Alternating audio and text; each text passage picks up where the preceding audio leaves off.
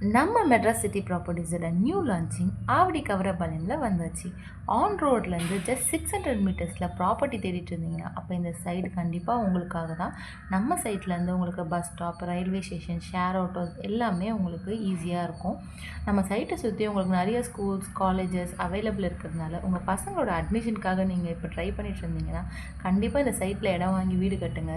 So உங்கள் பசங்க school, colleges போயிட்டு வரதுக்கு ஈஸியாக இருக்கும்.